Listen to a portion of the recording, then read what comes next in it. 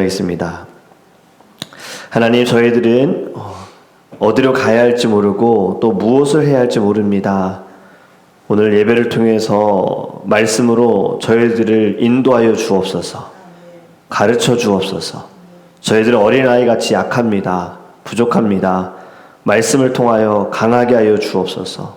하지만 절대로 강함이 교만이 되지 않기를 원합니다. 나를 나타냄이 아니라 오직 예수를 증거하고 예수를 나타낼 수 있도록 우리 안에 겸손함도 함께 허락하여 주시옵소서. 말씀으로 하나님의 뜻을 깨닫게 하시고 먼저 하나님의 나라와 하나님의 뜻을 구할 수 있는 믿음의 자녀가 되게 하여 주셔서 오늘의 모든 삶에도 주의 은혜에 감사하고 우리의 연약함과 죄를 돌아보며 회개하게 하여 주시고 다시 오실 예수 그리스도를 기다릴 수 있는 주의 날이 되게 하여 주옵소서. 모든 영광 주님께 올려드리며 예수님의 이름으로 기도합니다. 아멘. 네, 오늘 말씀 함께 보겠습니다. 사무엘하 14장 21절에서 24절입니다. 사무엘하 14장 21절에서 24절 말씀입니다.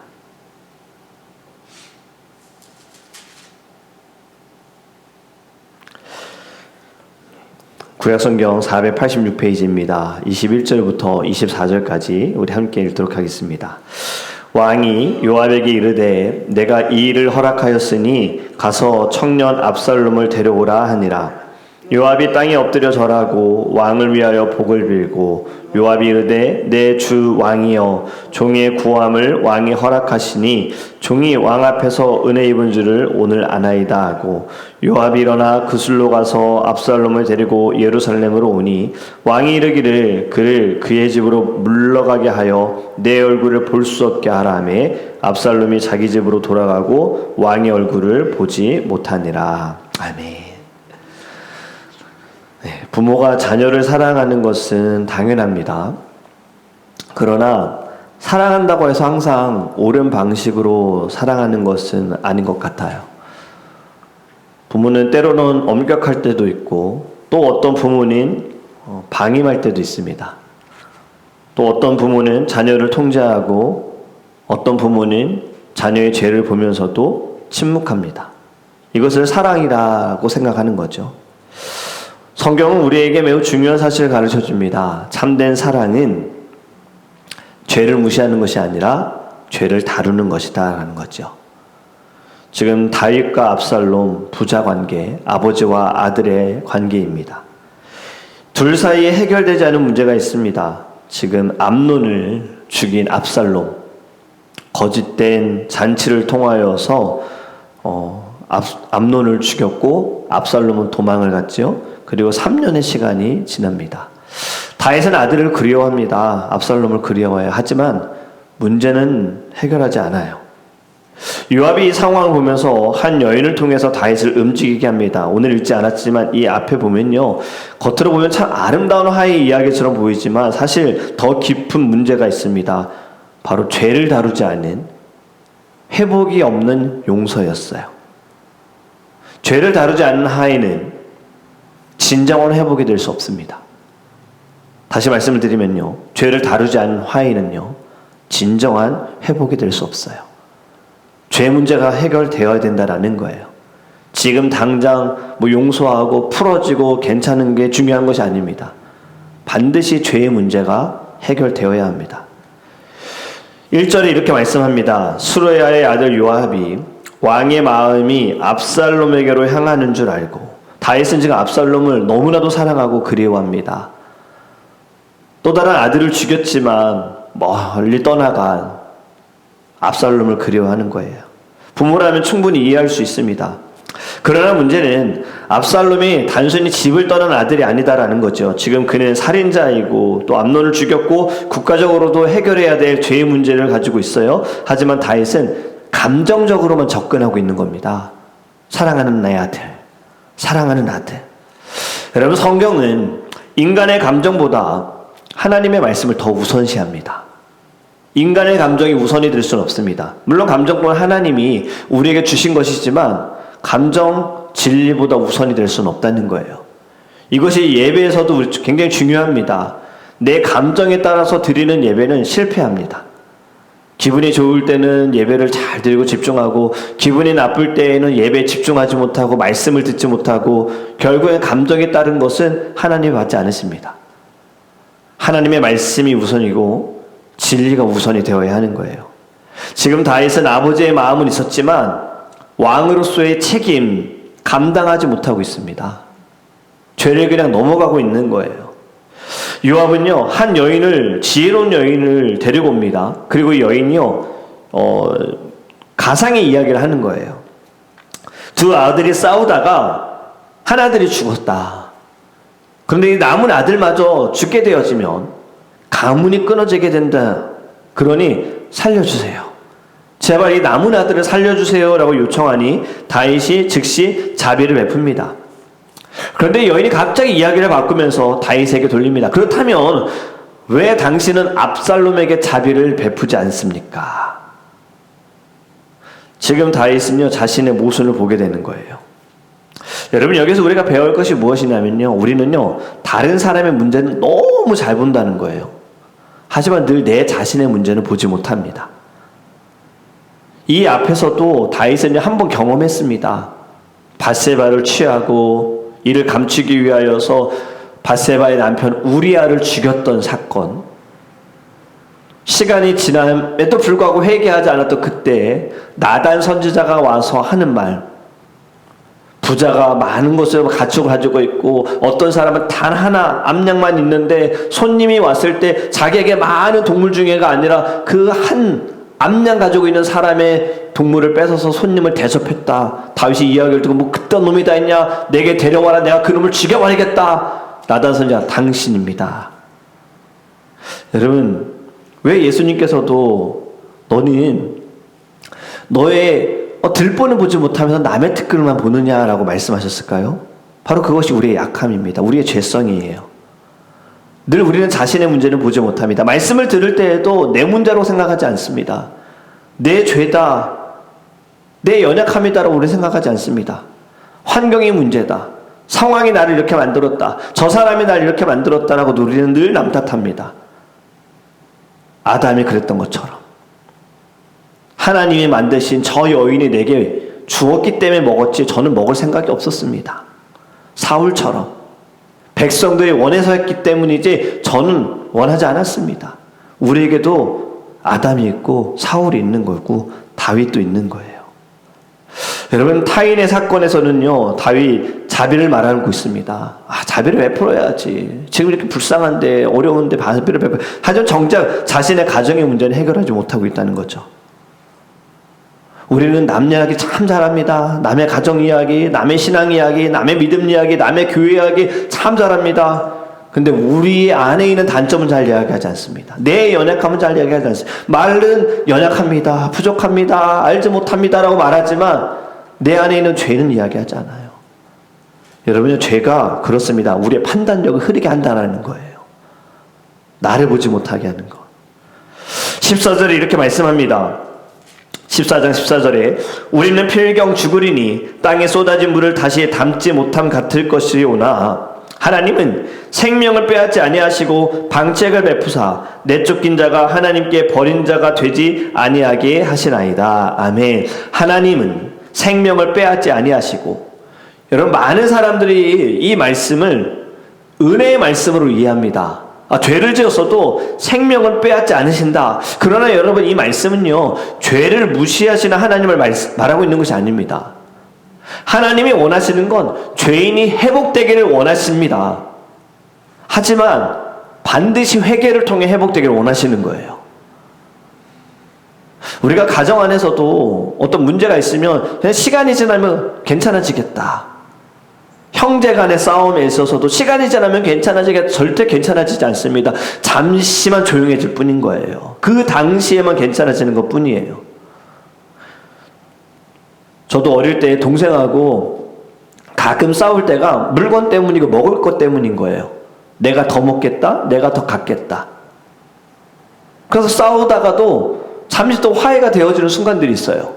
서로 마음이 공감되어질 때, 같이 좋아하는 만화 영화를 볼 때, 그때 뭔가 우리가 하나가 된 것 같은 거예요. 그렇다고 이전에 싸웠던 것이 해결된 거냐? 아니다라는 거죠. 그건 잠시 그냥 내려놨다는 거예요. 여러분, 현대 사회는요, 은혜를 종종 이렇게 이야기합니다. 괜찮은 거야. 신경 쓰지 마. 이것을 은혜라고 이야기하는데 성경의 은혜는 그렇지 않습니다. 성경에서 말하는 은혜는요, 죄를 없었던 일로 만드는 것이 은혜가 아니에요. 죄인은 죄인인 거예요. 죄는 죄인 거예요. 은혜는요, 죄를 직면하게 하고 그럼에도 불구하고 그 죄가 회개했을 때 용서받는 것이 은혜다라는 겁니다. 여러분, 우리는 십자가를 볼 때마다 이렇게 생각해야 합니다. 하나님은 죄를 그냥 넘어가지 않으신다라는 겁니다. 만약에 은혜만 생각한다면 십자가 없어도 됩니다. 예수님 우리 대신에 죽을 이유가 없습니다. 왜냐하면 우리 사랑하시니까. 당연히 용서하셔야 되지. 죄인은 사랑하시지만 죄는 사랑하지 않으세요. 죄에 대한 것은요, 반드시 값을 치러야 되는데 그 값을 예수님이 대신 치러주셨다라는 거예요. 바로 이것이 값없는 은혜, 성경적인 은혜다라는 겁니다. 오늘 읽은 것처럼 다윗은요, 결국 압살롬을 돌아오게 하는데 이상한 결정을 내립니다. 이렇게 이야기하죠. 그를 돌아오게 했으나 내 얼굴을 보지 말게 해라요. 그 집에 머물게 해라. 절대로 나하고 마주치지 않게 해라. 여러분, 매우 어색한 상태가 됐습니다. 어떻게 느껴지십니까? 용서한 것 같습니까? 이건 아무것도 아니에요. 용서한 것도 아니고 징계한 것도 아니고 차라리 한 대 때리고 자주 부르는 게 낫지 않을까요? 화해한 것도 아닙니다. 관계가 회복된 것이 아니에요. 그냥 중간 상태예요. 그냥 아버지니까, 아들이니까, 왕이니까, 왕자니까. 어찌 보면 다른 사람들의 시선을 또 생각했을지 모르죠. 이게 문제예요, 이게. 압살롬 회개하지 않았습니다. 다윗도 죄를 다루지 않았습니다. 그러니 진정한 화해가 이루어지지 않은 거예요. 진정한 화해가 이루어지지 않으니 이제 다음에 어떤 일이 벌어지느냐. 압살롬이 반역을 준비하는 거죠. 15장에 가면요. 앞에서 말씀드린 것처럼 문제가 해결된 것이 아니라 그냥 잠시 덮여 있다가 이제 이빨이 드러나는 게 15장에서부터 드러나는 겁니다. 여러분, 사무엘하 13장부터 계속 반복되는 문제가 있습니다. 무엇이냐면요, 죄를 처리하지 않았다는 거예요. 암논 사건에서도 그렇고 압살롬 사건에서도 그렇고요, 다윗은요 죄를 처리하지 않았습니다. 왜 그러냐? 그 역시 죄인이기 때문에. 바세바 사건 이후로 그는요 도덕적인 권위를 잃어버렸습니다. 죄를 다스리지 못합니다. 죄를 다루지 못합니다. 여러분, 이것이 죄의 무서움입니다. 죄가 죄인 줄 알면서도 이 죄를 다스릴 수 있는 능력이 사라져버렸어요. 죄에 끌려다니는 거예요. 눈치 보는 거예요. 여러분, 개인의 죄가 지금 어떻게 되어졌습니까? 가족 안에 영향을 끼쳤습니다. 좋지 않은 결과가 나오고 있습니다. 여러분, 우리는 본문을 읽으면서 우리의 한계를 보아야 합니다. 다윗 당연히 좋은 아빠가 되고 싶었습니다. 하지만 완전한 왕도 되지 못했고 좋은 완전한 아버지도 되지 못했습니다. 그렇기 때문에 우리는요 더 나은 왕을 기다립니다. 그분은 죄를 외면하지 않으시고요, 동시에 죄인도 버리지 않으시는 우리의 왕이신 예수님인 줄 믿습니다. 예수님은요 절대로 죄를 가볍게 여기지 않으셨습니다. 철저하게 십자가에서 죄와 싸우셨습니다. 그렇지만 죄인을 내쫓지는 않으셨다라는 거죠. 용서하시고 회복케 하셨다. 여러분, 십자가는 공의 없는 사랑도 아니고 사랑이 없는 공의도 아닙니다. 십자가는 공의와 사랑이 만나는 것인 줄 믿습니다. 오늘의 말씀을 통해서 여러분, 압살롬 예루살렘으로 돌아왔지만 집으로만 왔지 아버지에게로 돌아온 것은 아니다라는 거예요. 집에는 왔지만 관계가 회복되지 않았어요. 여러분, 우리에게도 이것이 마찬가지입니다. 교회에는 왔지만 죄의 문제를 해결하지 않으면 회복되지 않습니다. 예배의 자리에 앉아있지만 죄의 문제를 해결하지 않으면 회복되지 않습니다. 하나님과의 관계가 회복되지 않습니다. 하나님의 얼굴을 볼 수가 없는 겁니다. 그냥 조용히 넘어가면 되겠지가 아닙니다. 반드시 하나님께 회개해야 합니다. 하나님 앞에 엎드려서 간절히 용서를 구해야 합니다. 돌이켜야 합니다. 여러분, 우리가 기억해야 할 것은 하나님 죄를 외면하지 않으신다는 거예요. 반드시 그 죄에 대한 대가를 하나님 치르신다. 하지만 회개했을 때 우리를 품어주신다라는 겁니다. 여러분, 우리는 이제 문제를 덮는 사람이 아니라요, 복음 안에서 회개함을 통하여 문제를 해결하는 저와 여러분이 되기를 간절히 원합니다. 이 아침에 기도할 때에도 하나님, 가정 안에 있는 문제를 외면하지 않게 하여 주옵소서. 사랑과 진리를 함께 붙들게 하여 주소서. 교회 안에 있는 문제를 외면하지 않게 하소서. 성도들의 문제를 외면하지 않게 하소서.